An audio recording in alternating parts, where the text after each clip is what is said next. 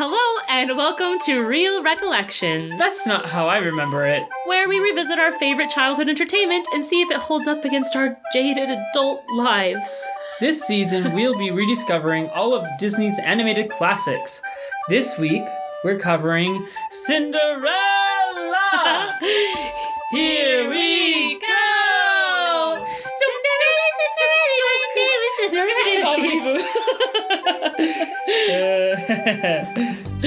And now we'll hear from our local cartoon expert with our plot in a pinch. Roll the camera, Sam! Even miracles take a little time. After Cinderella's father dies, she must fend for herself in the antagonistic household that her stepmother dictates. Cinderella even comes to find endless chores and the company of vermin, preferable to the presence of her less than ideal siblings. When the invitation to the royal ball arrives, it takes Cinderella, her friends, and little magic to make her dreams come true.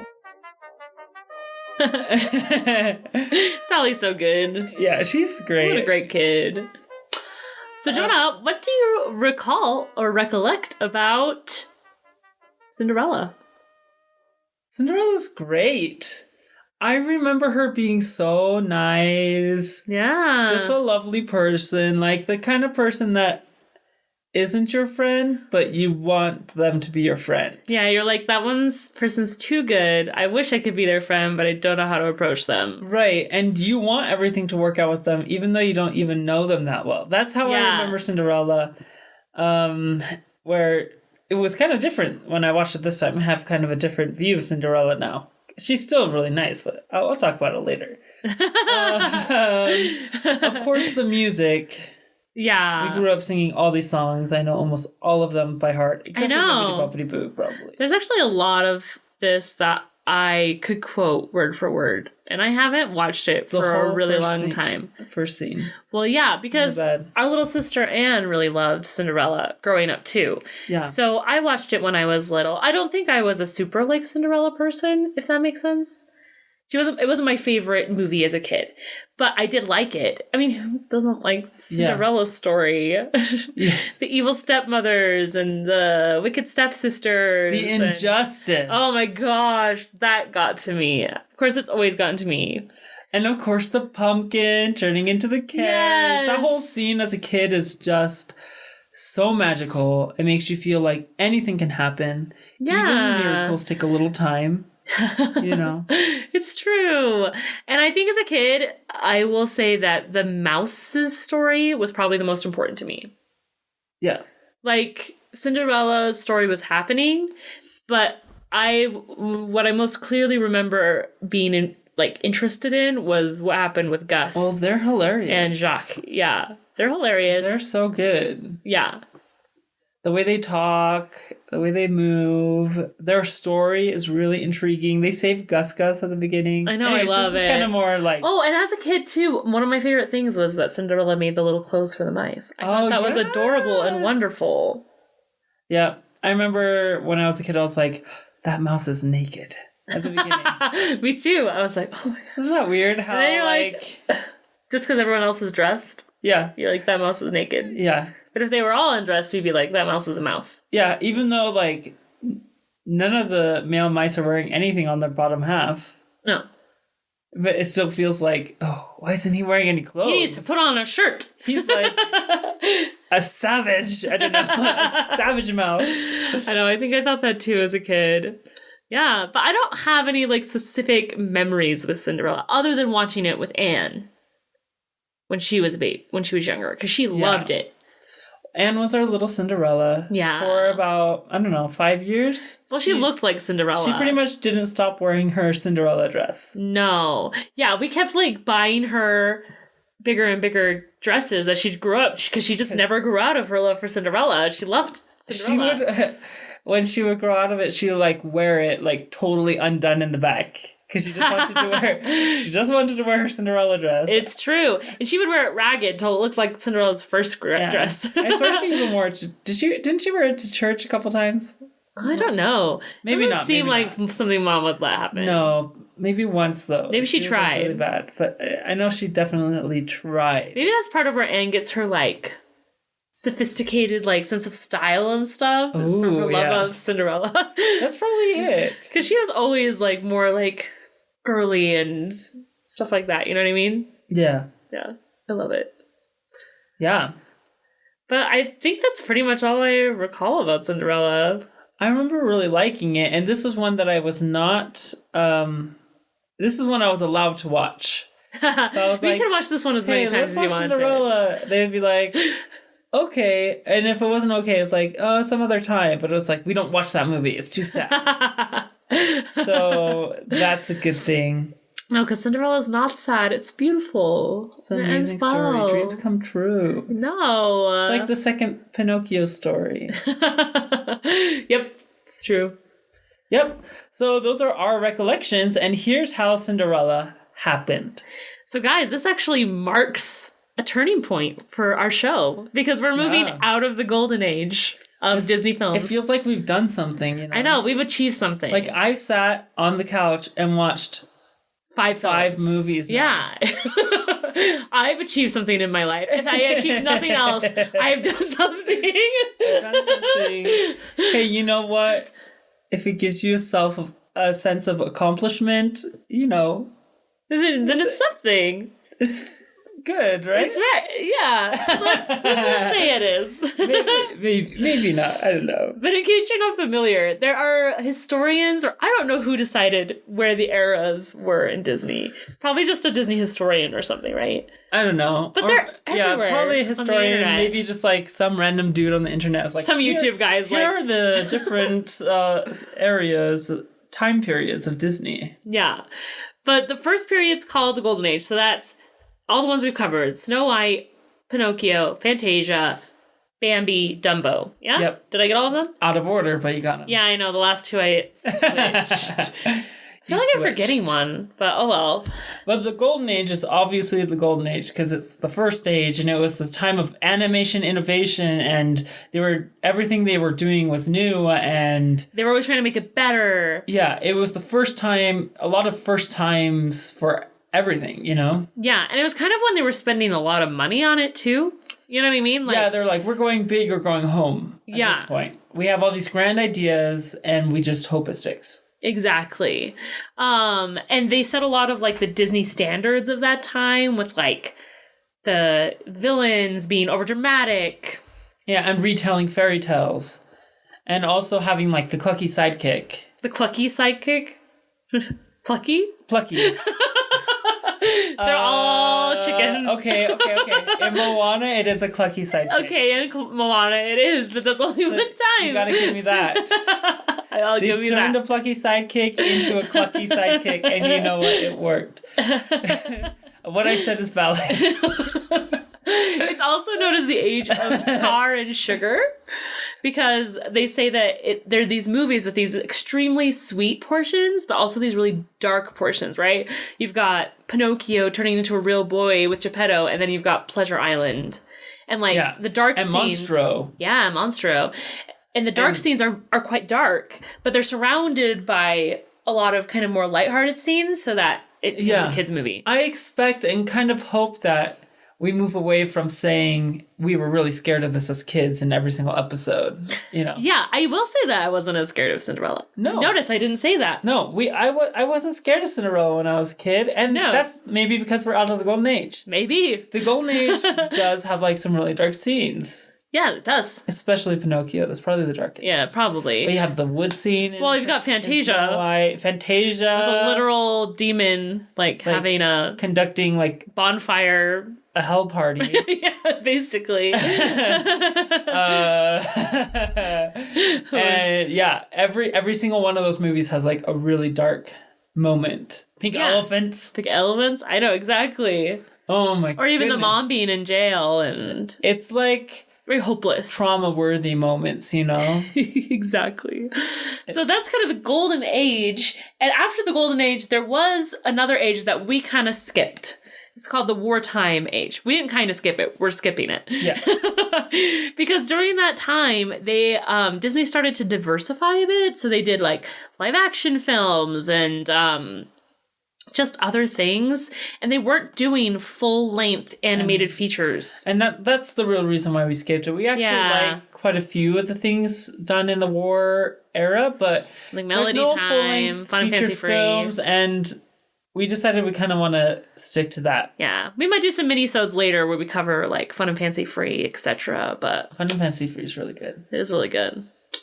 That scene with the bread and the tiny little bean. Anyway, well, the reason why they like to do those is because the stories are simpler. Yeah. And so it doesn't take as much storyboarding. It saves money. Yeah, and all those films, they made back their money whenever they made them. Really? Yeah, they did. But they didn't make much more than what it cost to make them. Okay. Which is why, so wartime, everyone's kind of just eking through, during the war, including Disney. They were making back their money. They were kind of surviving on, they also did a lot of like propaganda films for the war. With like Donald and Goofy and things like that to encourage people to like contribute to the rubber drives or whatever it is, Right. But everyone's kind of eking out their existence. And then at the end of the war, Disney is actually $4 million in debt. Which is a lot of money. That's a lot of money. That's almost twice as much as what Snow White made. I'm not going to tell you how much times that is what I have in my bank account. I couldn't do the math. I couldn't do the math fast enough to tell you that. It's a lot of money. Obviously, everyone knows that. And there's been an 8-year gap in between the last time we've had a full animated feature. Yeah, it's really crazy. So going into 1950, well, probably before that when they start making Cinderella, Walt has decided they need another success as big as Snow White. And so they look at Snow White, what did they do? And they come up with Cinderella, which is the beginning of our next age. The Silver Age. Which might be my favorite age. I don't know. I think I watched the movies from the Silver Age a lot more than the Golden Age. I think I did. As a kid, yeah. So far, I think Silver Age is actually my favorite age. Just like from my memory as a kid. Like the shows I watched and how much I liked them. Because you've got Cinderella, Peter Pan. Well, I wasn't allowed to watch like at least 3 of the Golden Age movies, so... Oh my gosh, you're just going to keep bringing this up. Okay, but here are some traits of the Silver Age. Yeah, so they try to get the kind of luxuriousness of the Golden Age in a cheaper, more affordable way. Yeah. Yeah. So Pinocchio is like super detailed. It's probably like the peak of animation for the Golden Age.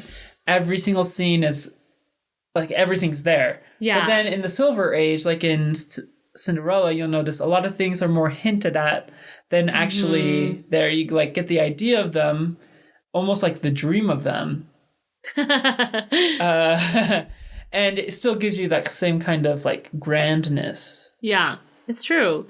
And they did a lot of literature in this section, actually, because they did Peter Pan and they did Jungle Book and they did Alice in Wonderland. Like they did fairy tales, but they started introducing like great literature that was very recognizable to people all the time. Yeah. Yeah, and then is there anything else for Silver Age? I don't think so. Well, they continued all of the things. Yeah, the continuation of things in the Golden Age. So you still have the sidekicks, and you still have they're telling mostly fairy tales. They are trying to include the music as a really big component still of these movies. But it's kind of like a refined Golden Age.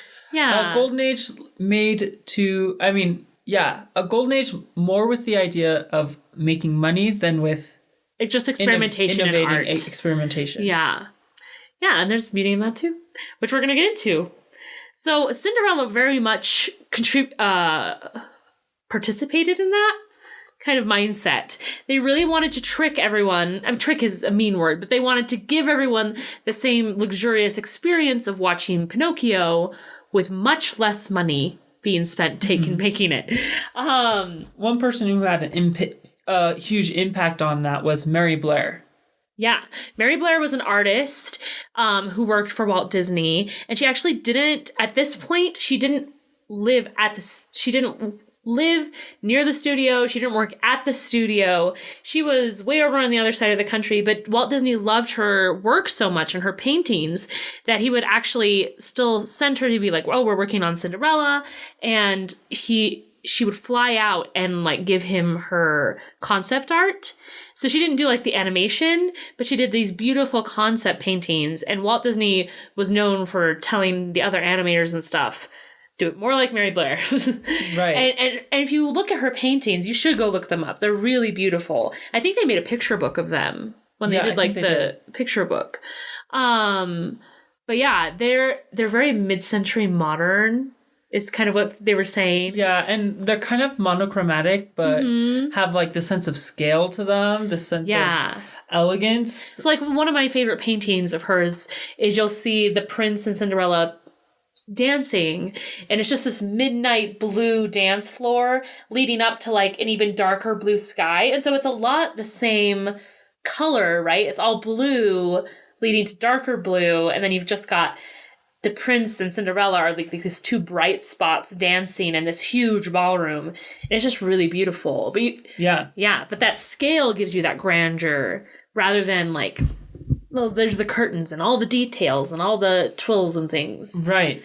Another way they tried to save money is they spent more time on the storyboard. And for Cinderella in particular, they actually staged almost everything that had to do with the human characters. Live action, right? Yeah, live action. So they had the whole thing staged and they recorded it. So then the animators could just look at them. And do you remember when we talked about photostats? So it's not exactly like photostats because they didn't copy right over top of their faces. Yeah. Like in with Pinocchio with the cage. The cage, yeah. So they didn't do that, but they did follow them pretty closely. I think sometimes they did trace them lightly, like over it, just to get the idea of the shape. And then they went and refined it. And a lot of the animators were actually upset by this because they said it took the imagination and the fun out of it, kind of. Out of the animation. Yeah. But Disney's like, we don't have the time to mess around with everyone making a bunch of concept art and, that kind of thing. We just need you to turn this live action into a cartoon. Yeah. I wonder if that exists anywhere. Like, if you could see the live action, like, stage production of Cinderella. Yeah, that would be weird. That'd be really weird to watch. You probably can. Yeah. Somewhere.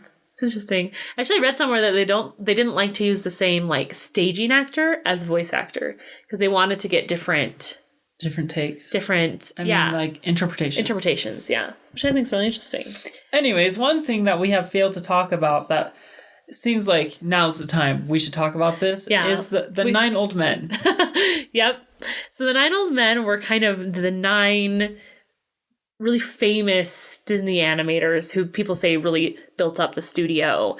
And so we thought we would just quickly go through all of them so you know who they are. And we'll kind of talk about what they did on the movie. So you have Mark Davis and Eric Larson, and they both worked on Cinderella herself. They worked on animating her. And what's funny is they didn't really see eye to eye on her character.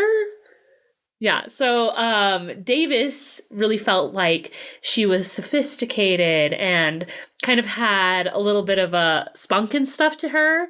Yeah. And that's where you'll get, those parts where she's like, music lessons. Like, you're kind of sarcastic or then when she looks at the letter and you can tell that she has like this really great understanding of the world around her, and she's not like naive. She knows what's being done to her isn't right, Yeah. She's like, I don't deserve this.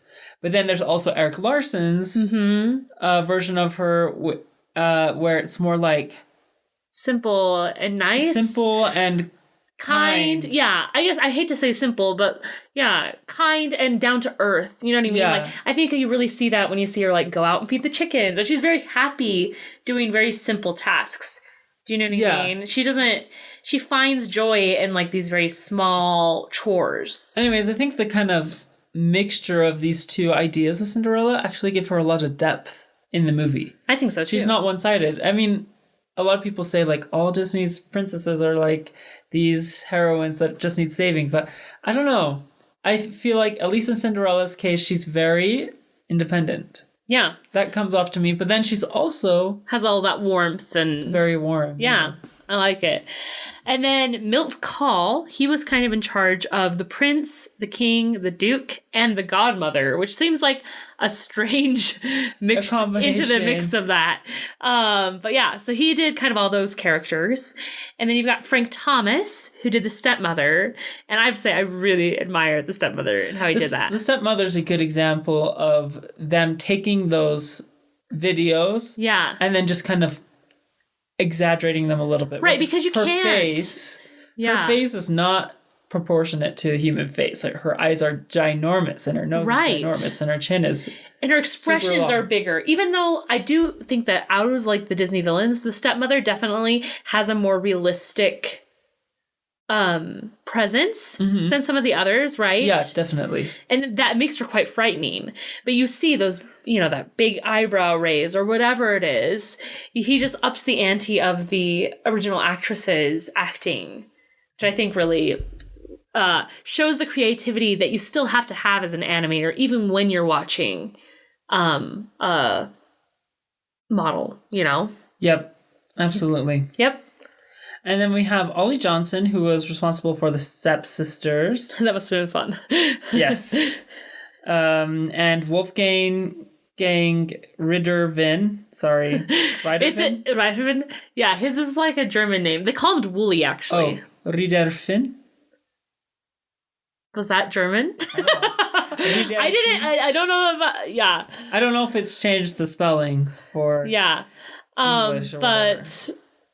They called him Wooly. So you can call him Wooly. I'll call him Wooly because I feel embarrassed now. Sorry, I gave you the hard one. But yeah, he was the suspense guy. So the scene where the mice are taking up the key, that was him. And he kind of came up with that story idea. And you're like, get up there right now! And like the storyboarding of how to make that feel so stressful. Yeah. Yeah.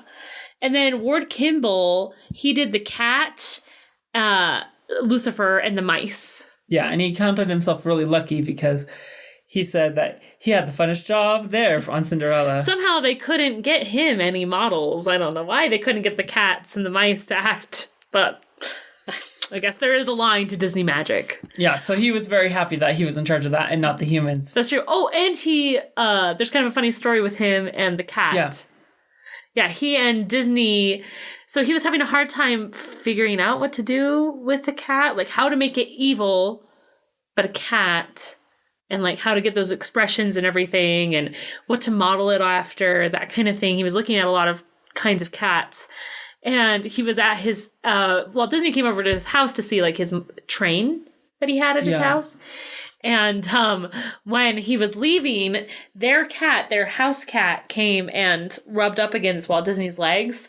Disney was like, here's your cat right here. That's your cat. But anyways, it was apparently a pretty pudgy cat because Lucifer... Yeah, because Lucifer is pretty pudgy. Yeah. Definitely has some weight to him. And then there were two more who... there was John Lounsbury and Leigh Clark, who also worked on the movie. But I didn't find as much mentioned about what they specifically did. But they were part of the Nine Old Men. So we may talk about them later. Yes. The casting in Cinderella was kind of fun. Yeah, so the girl who played Cinderella was actually the one who recorded her songs as like the demo track. Mm-hmm. And so she wasn't even auditioning for the role. And then she gets a call and they're like, hey, we'd like you to play Cinderella. Because apparently Walt heard her version after hearing all the different auditions or whatever. And he's like, well, I like her. That's it. We should have her, Cinderella. Yeah. And super glad they did because she has a beautiful voice. I know, she really does. Very magical. It works really well for Cinderella. I think so too. It's very like fairy tale-esque, and she like whispers a lot of her lines, but then her singing voice is also just perfect. Yeah, all of it sounds like her like speaking and going into singing. None of it sounds different, just very natural. Yeah, and Mike Douglas, some of you might have heard of him. I know he did a talk show, I've never seen it, but they talked about how he did a talk show later. But he is actually the prince's singing voice, but not the speaking voice for the like 2 lines that he had. Apparently he couldn't handle that. No, they didn't like his speaking accent for that I guess. For that role. Yeah. And then Verna Felton, this is fun. She plays the fairy godmother in this.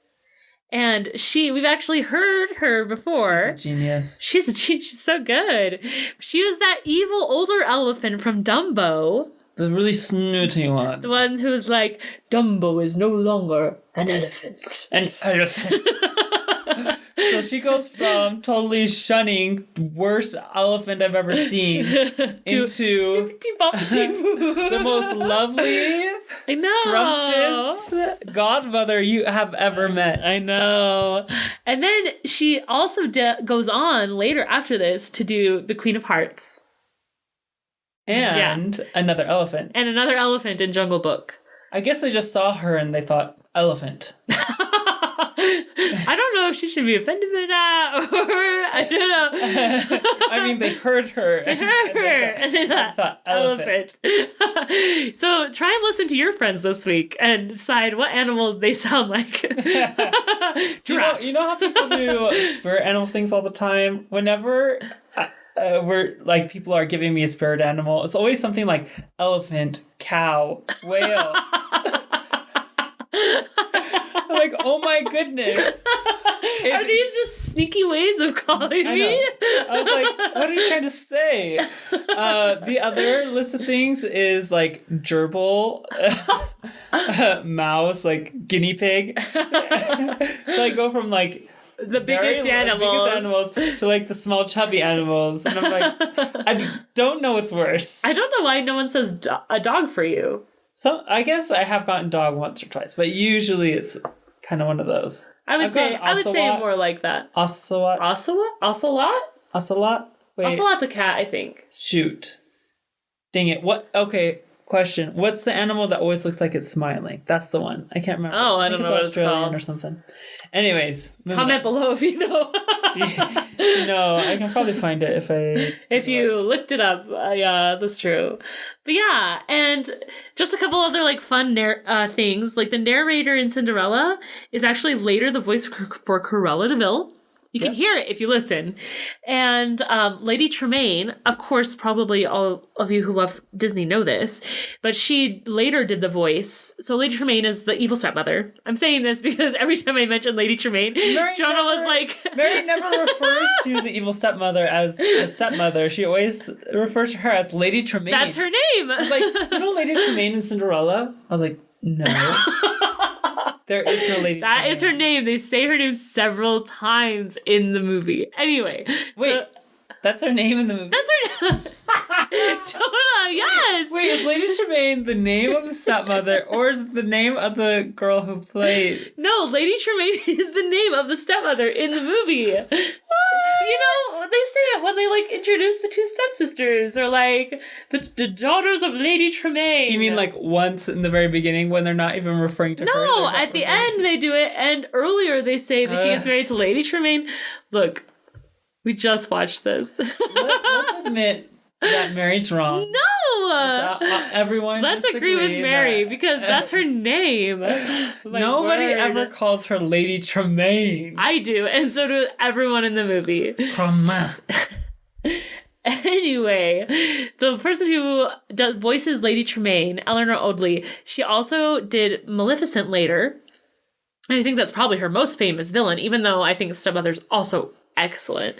And then she also does the voice of Madame Leota in the Haunted Mansion. So if you go to the Haunted Mansion and the floating head woman, yeah, the voice for that is Eleanor Audley. Although the model for that is actually one of the Imagineers who worked on the ride.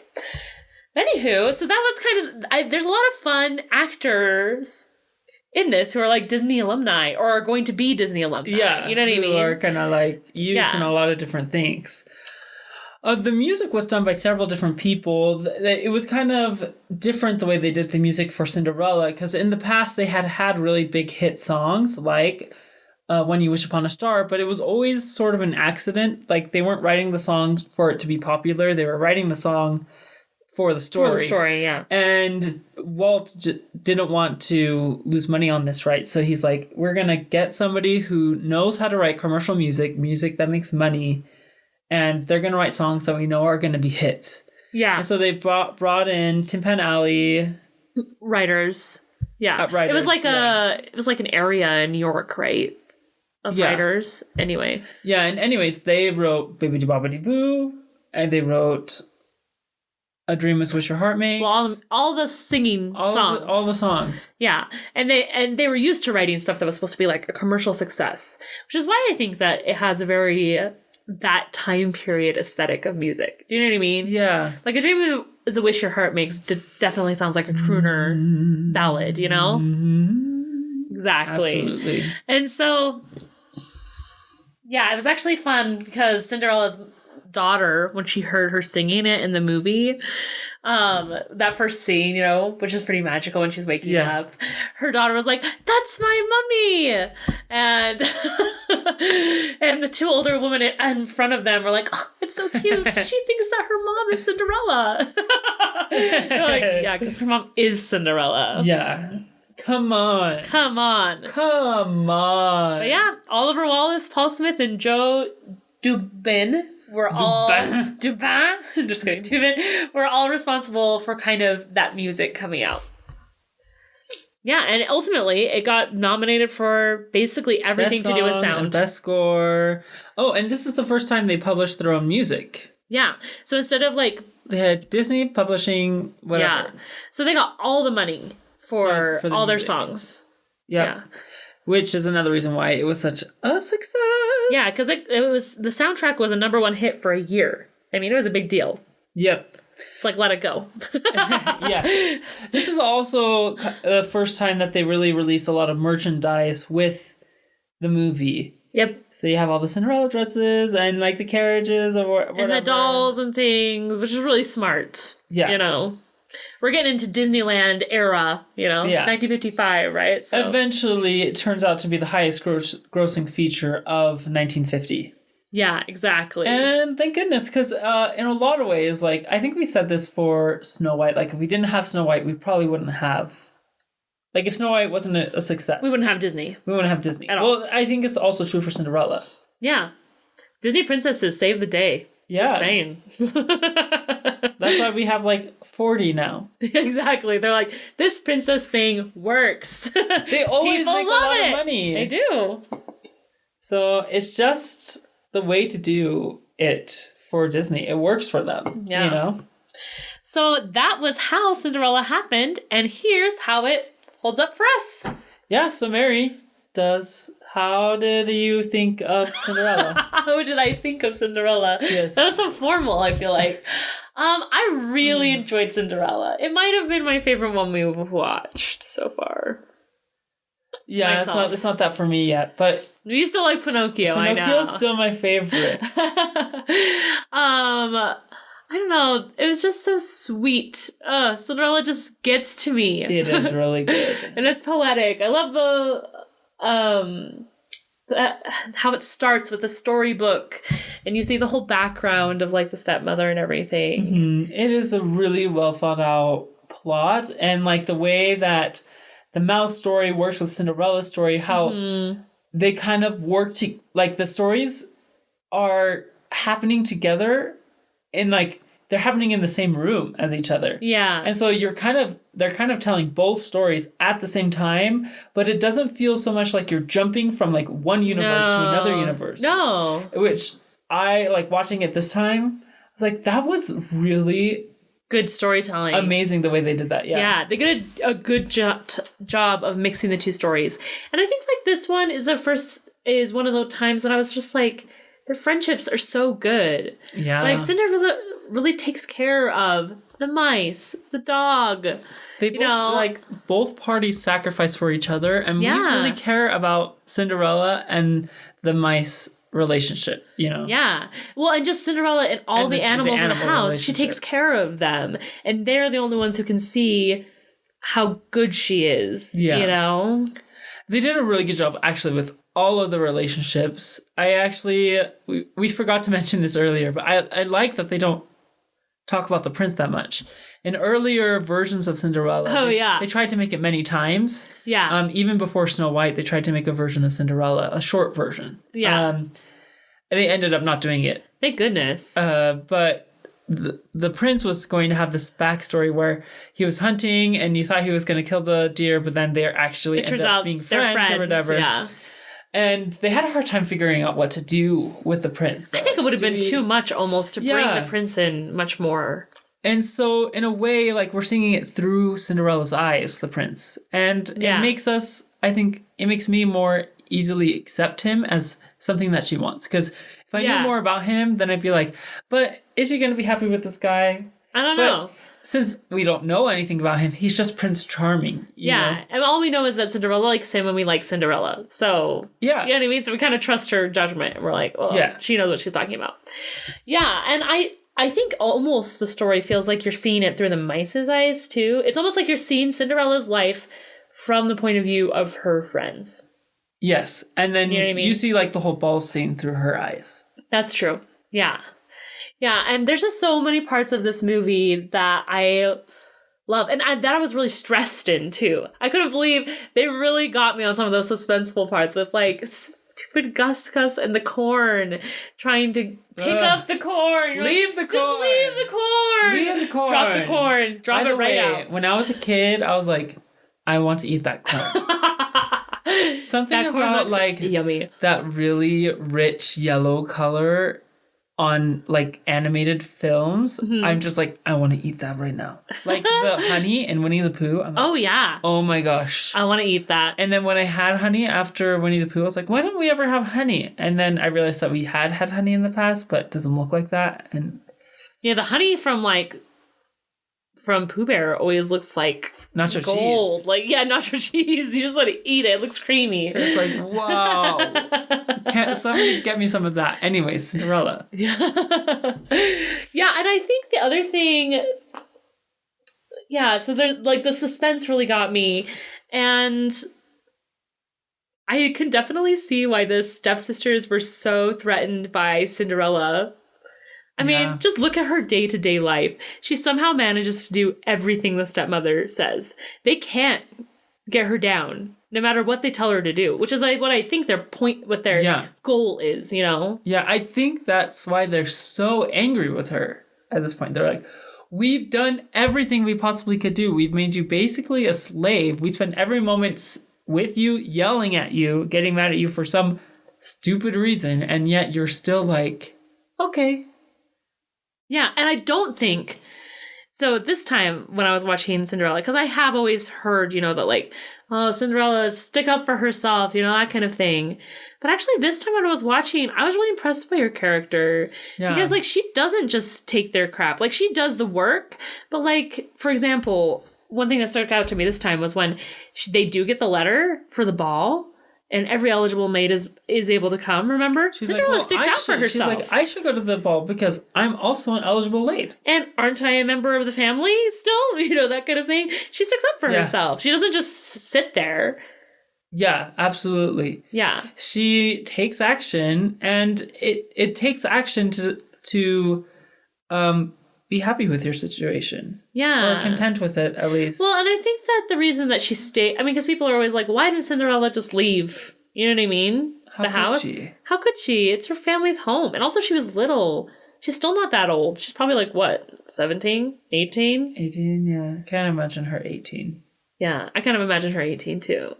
She just has that kind of... Sophistication, elegance that I would expect from that. And so I think it's hard to like say like, you know what, I'm just going to abandon my family's home. Because everything she does it with such love. Even when she's like cleaning the floors and things. I think the reason she can be happy in her situation is because, you know, it's her family's home. Yeah. You know what I mean? Yeah. I'm not saying that if you're in a bad situation, you should just grin and bear it. No, absolutely not. No, but I mean, obviously, it worked out for Cinderella in that fake case. You know? I guess what I'm saying is I think in the end, Cinderella would have...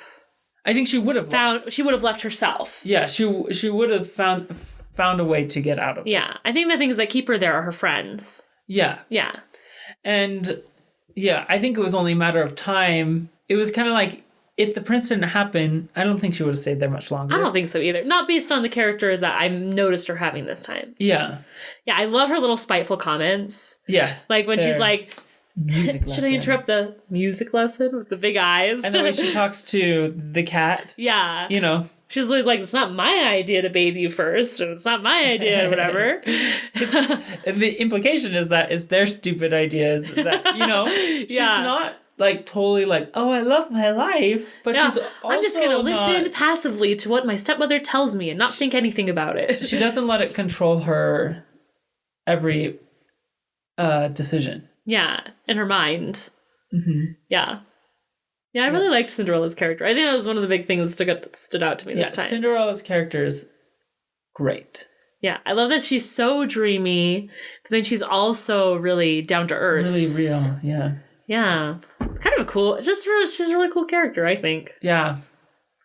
Definitely one of my favorite scenes is, well, it's my favorite scene because it works so well, but she goes down and, well, first her friends make her that beautiful dress. Oh, which and it just so endears sweet. you to both of them because you can tell it means so much to Cinderella. Literally risked life and limb to make that dress. Yeah.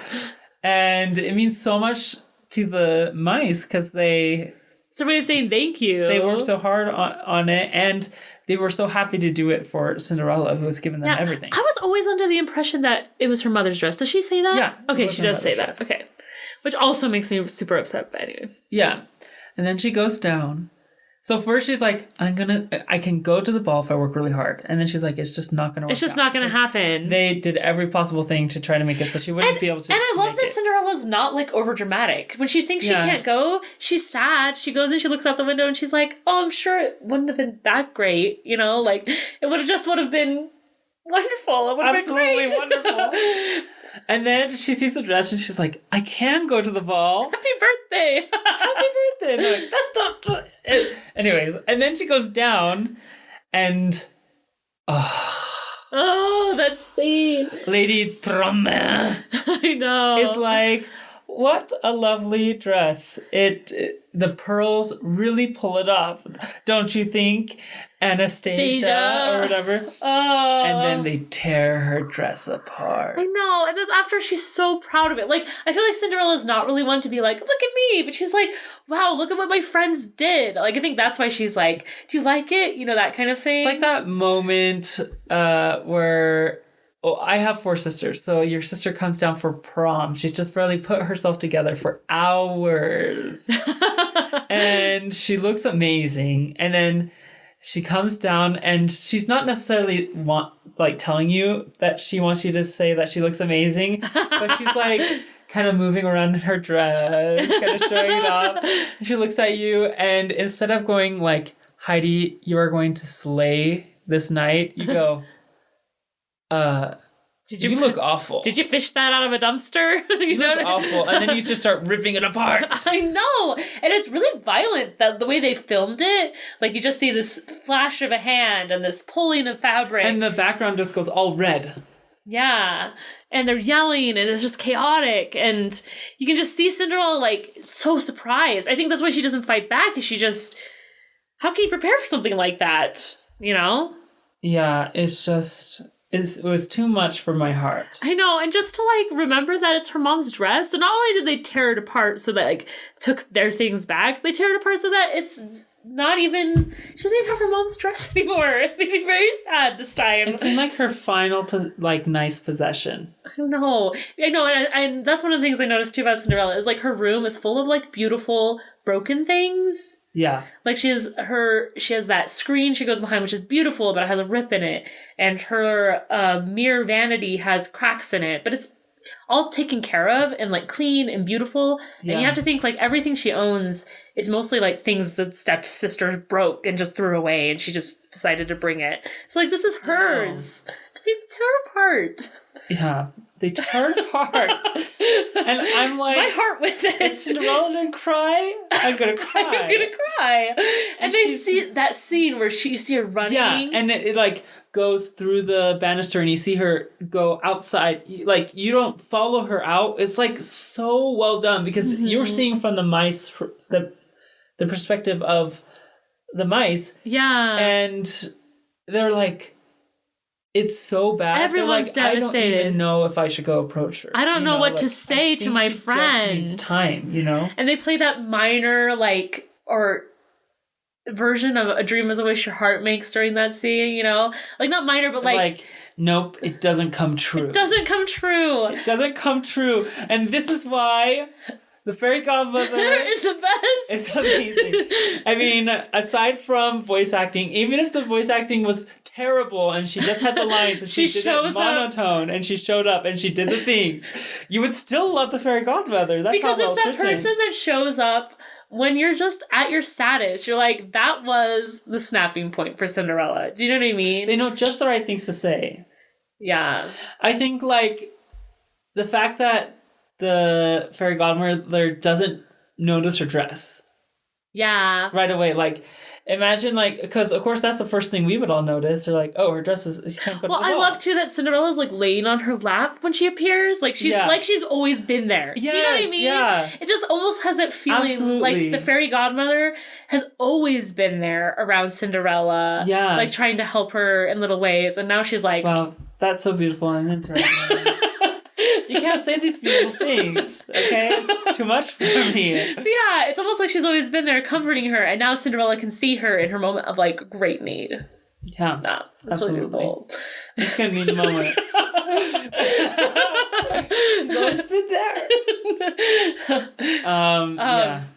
Yeah, and what I was saying is, like, she could have shown up and been like, "Oh, you can't go to the dress in that. I mean, to the ball in that dress." You know? I think the fact that the fairy godmother doesn't mention the dress immediately after seeing her is like, it makes us like her even more, because we would all notice the dress first, but she instead is like, "Well, you're gonna need a carriage," and she thinks about everything else, and until like Cinderella's in like the emotional place where she can like handle like the dress. In fact, she's like she's gesturing to herself like, "Oh, this should come next," but then it never does until she mentions it, and then she's like, "Oh yes, oh yes, we need to fix that." I think it's perfect for Cinderella, because like she sees Cinderella and she's not like, "Oh, she's in rags." She's like, "Oh, she's beautiful. I love her." You know? Yeah, I think she just sees Cinderella as like great, and she's like, okay, we need to get this girl to the ball, and then she's like, oh, maybe she needs something different to wear. But she doesn't see it. No, I totally get that. I never thought about that before.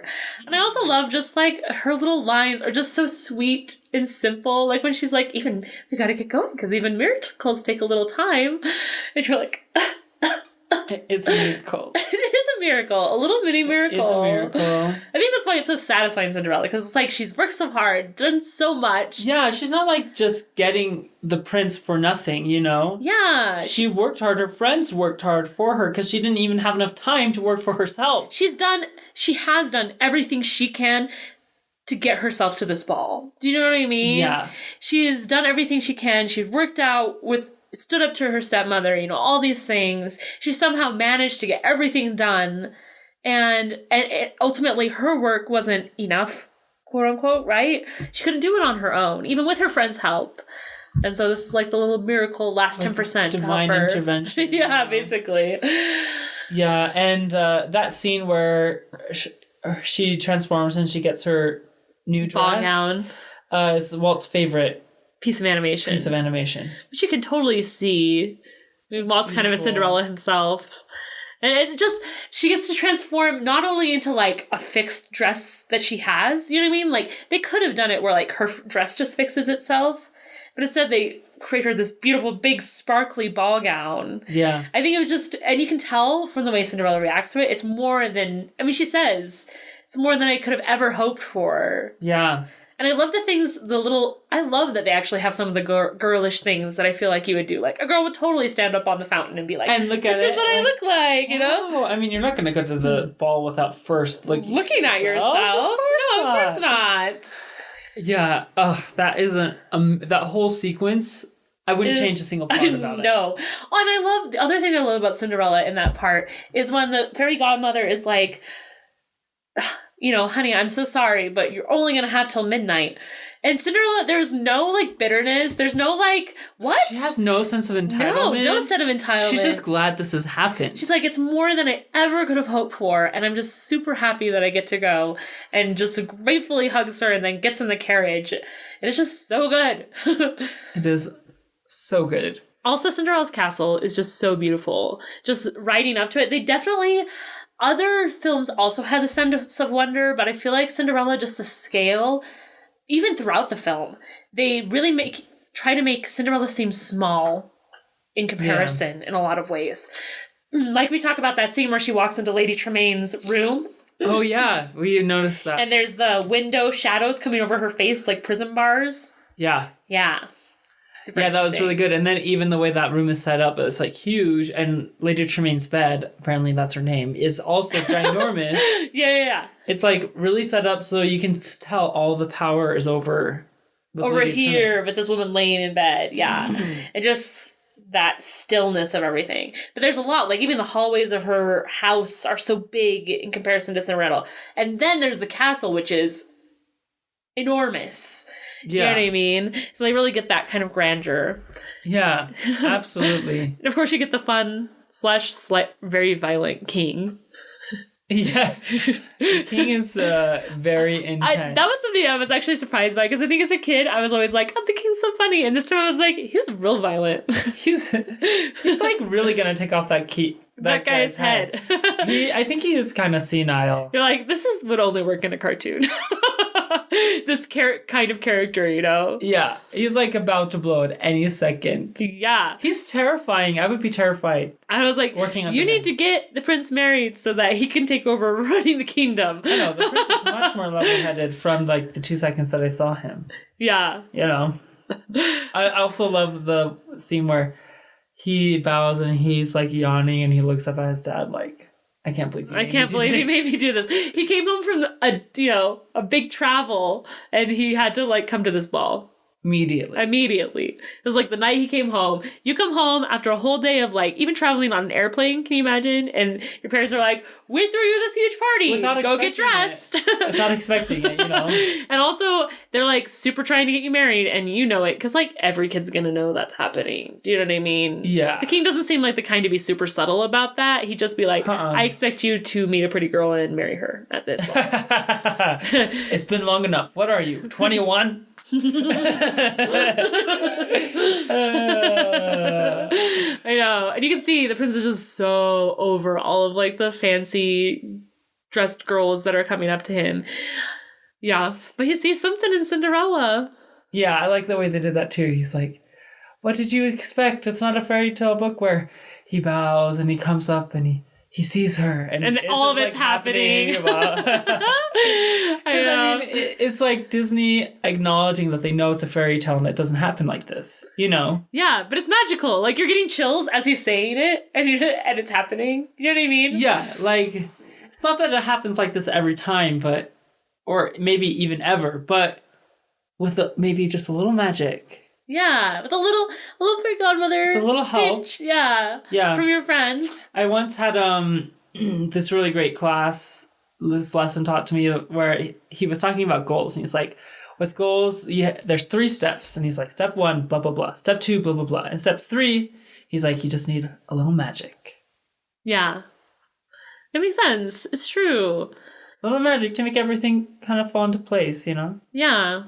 And a lot of work leads up to it a lot of times. Right. Because a lot of work led up to Cinderella's thing. I think people a lot are like, well, Cinderella just handed her, happily ever after. Yeah, maybe it was handed to her, but she's like the most deserving person in the entire planet. I'd like you to find one person.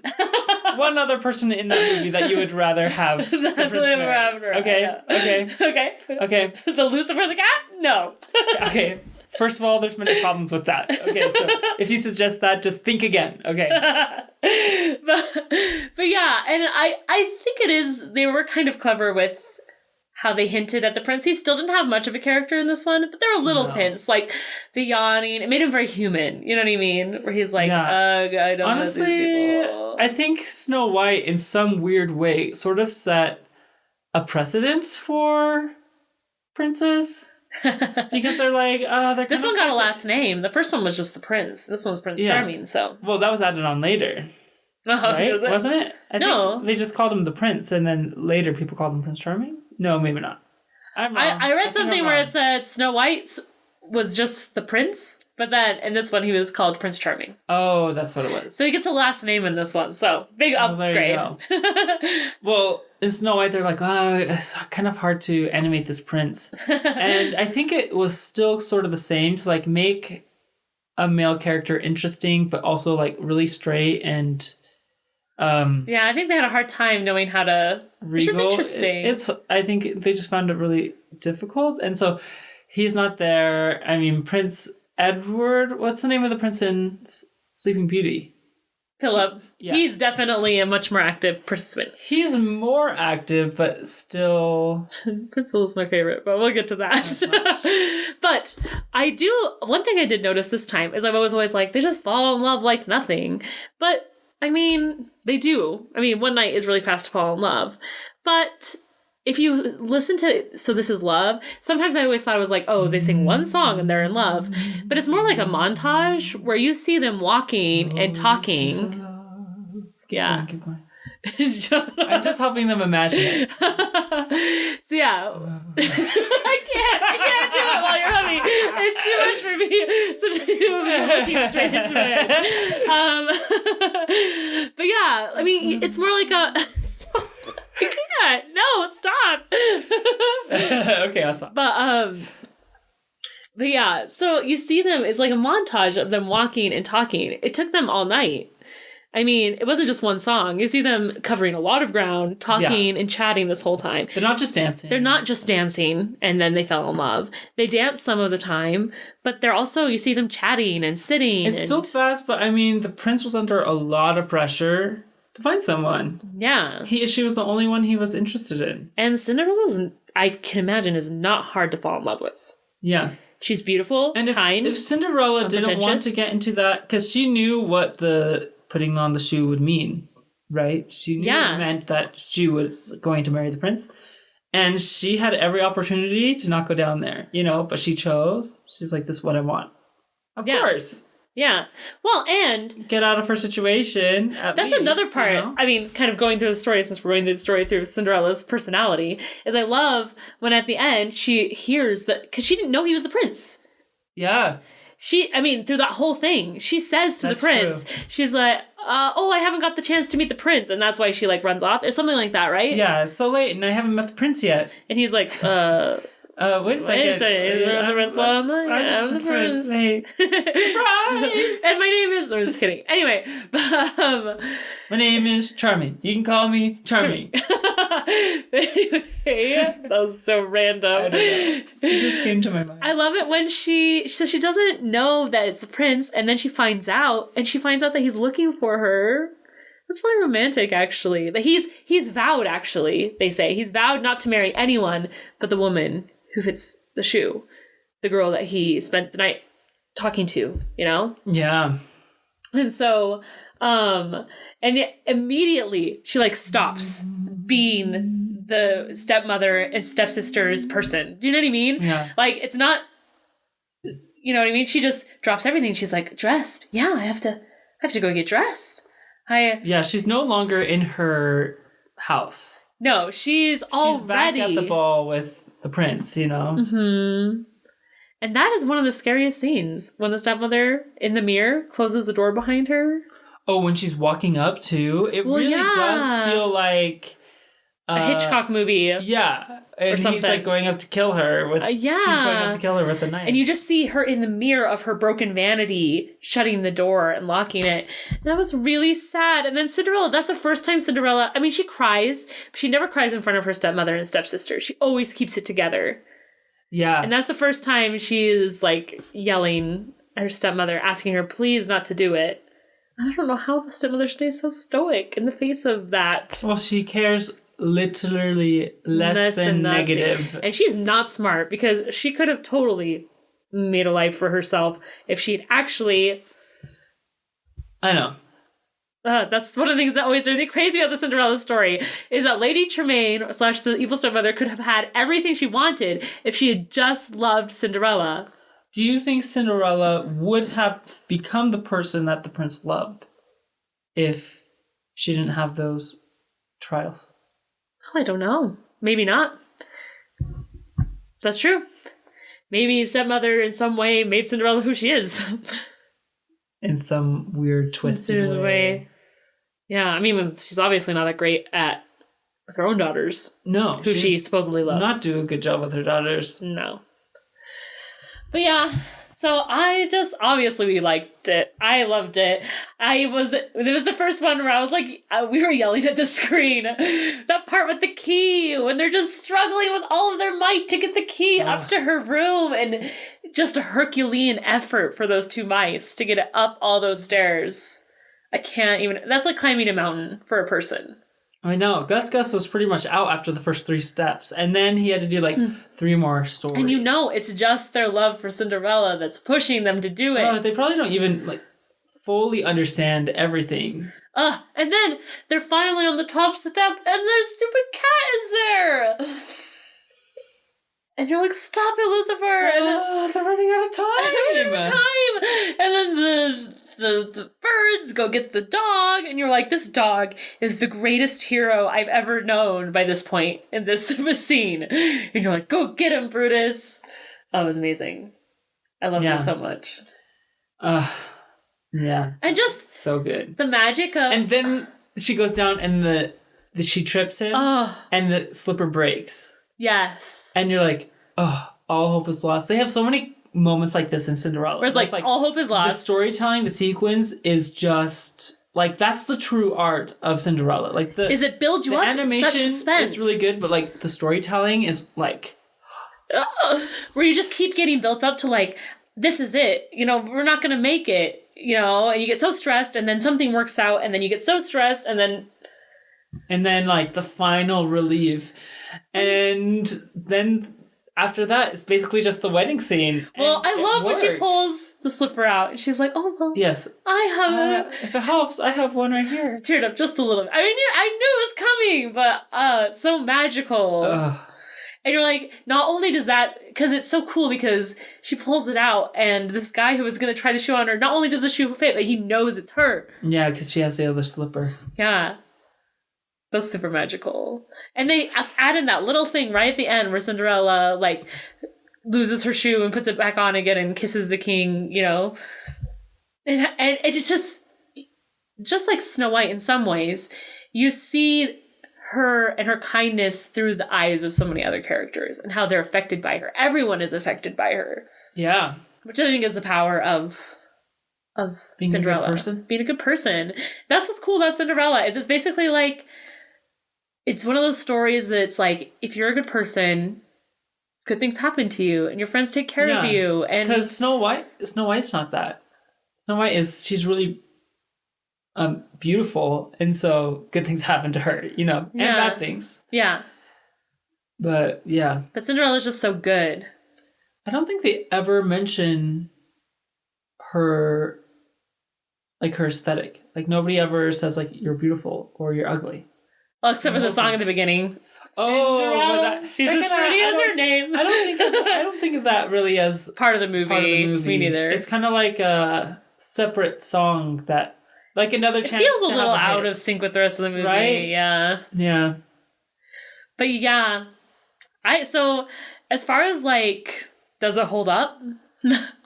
It does. Absolutely. For me, it's better than when I was a kid because I feel so good. The stakes feel higher even now that I'm older.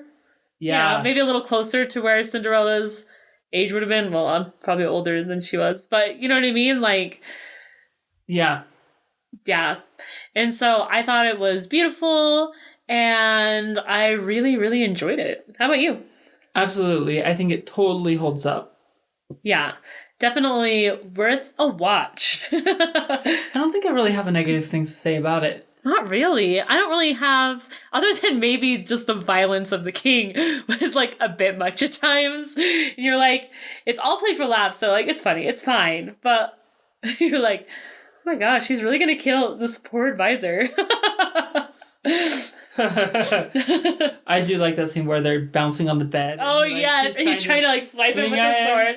That part's so funny. And I love the part where the king is like, with all the portraits, he's like, we just keep growing farther apart. And it just shows them on the horse together when he's like a baby. And then when his Charming is like grown up a little on his own horse a couple steps ahead. And then just Charming by himself on horse. That's the thing is like there's so many good moments in this film. Like, we couldn't even talk about all of them. No, like just all the bits with Jacques and Gus. But it felt less like gaggy than I think Snow White.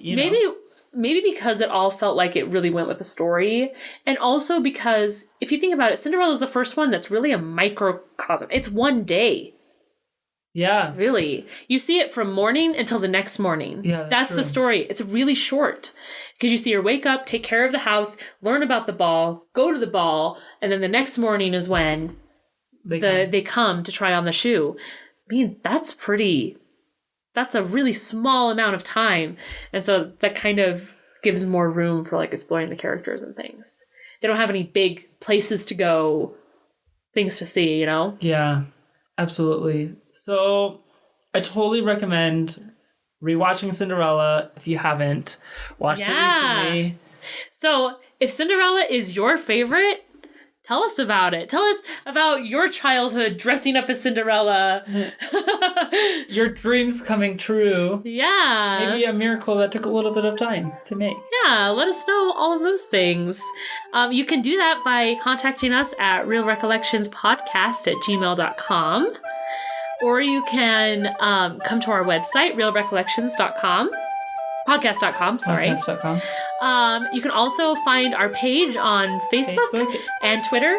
It's at it's at our Recollections is our Facebook handle. Twitter handle. Thanks for listening, you guys. Bye. Bye.